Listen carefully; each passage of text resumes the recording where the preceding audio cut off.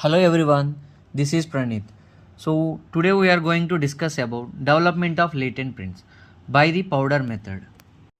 So before we going to the main topics, let's discuss about what is fingerprints. Fingerprints are that unique and permanent pattern which was like present in our fingertips. Okay, and those fingerprints are unique from person to person and which was acquired from the birth. And with the help of powder method, we can easily enhance and extract the fingerprint from different surfaces. Latent fingerprints are the invisible prints that are transformed from the fingers of a person to an object at the time of holding or touching while applying a little pressure.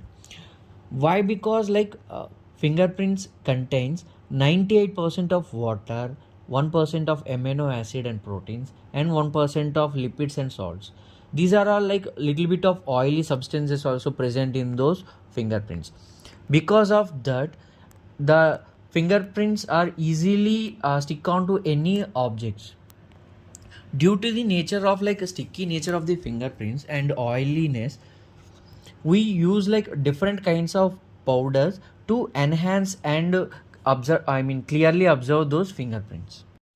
Fingerprint powder works by attaching themselves to the oily and moist residues left behind the fingerprint ridges, relying on electrostatic and mechanical force of the adhesion. This technique is specially effected on the non-porous materials such as glass or polished metals, where the fingerprint residues remain on the surface and do not get absorbed.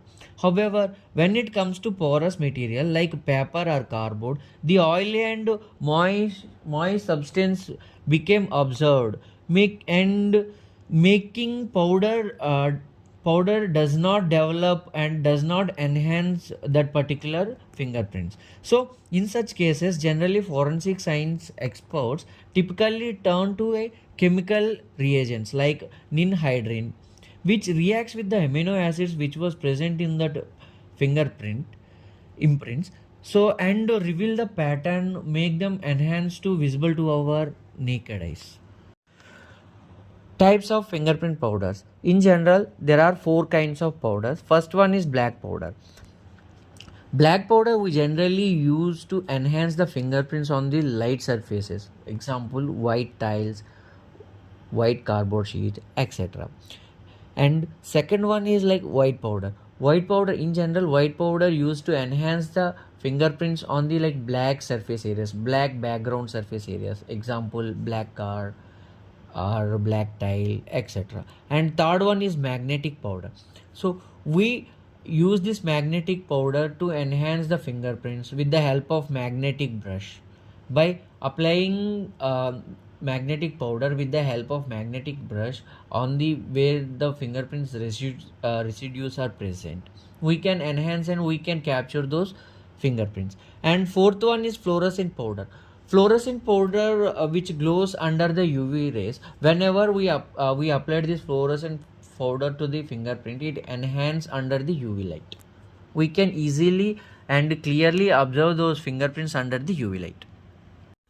So guys, let me explain you how to develop and extract the fingerprints.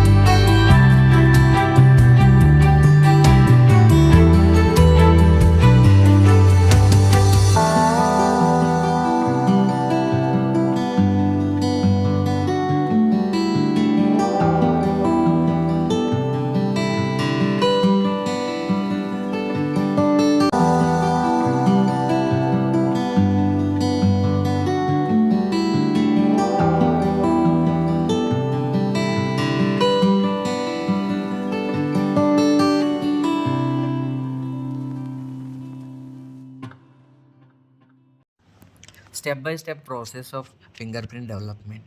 First one, surface assessment. We need to find out like what type of surface it was, whether it is porous or non porous, and what kind of color of that surface was. And second one, powder selection. Based upon the surface type of and color of the surface, we need to select the suitable powder to that particular surface. Third one, applying the powder on the surface with the help of brush.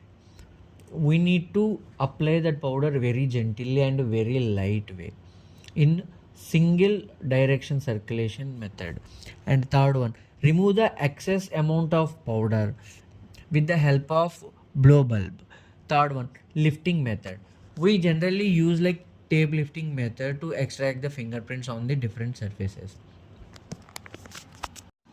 Advantages and limitations. By using this conventional method of fingerprint lifting with the help of powder method, the cost is very low and there is no required for the lab to develop these fingerprints, and it was like very quick. It was like very quick and gives like very fast results within a less than 5 minutes.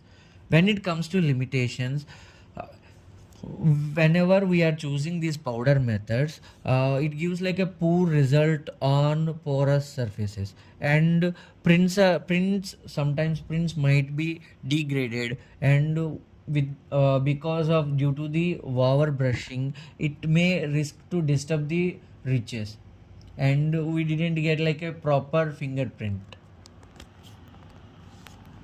Risk management. So at the time of development of these fingerprints, due to the small particle nature of these powders, uh, sometimes we may inhale these powders. At the time, it causes like respiratory issues. To prevent that, one must use the N95 mask. And second one, whenever forensic officer use magnetic powder, that person must take care of the surroundings and pay more attention while using the magnetic powder to prevent the pacemakers.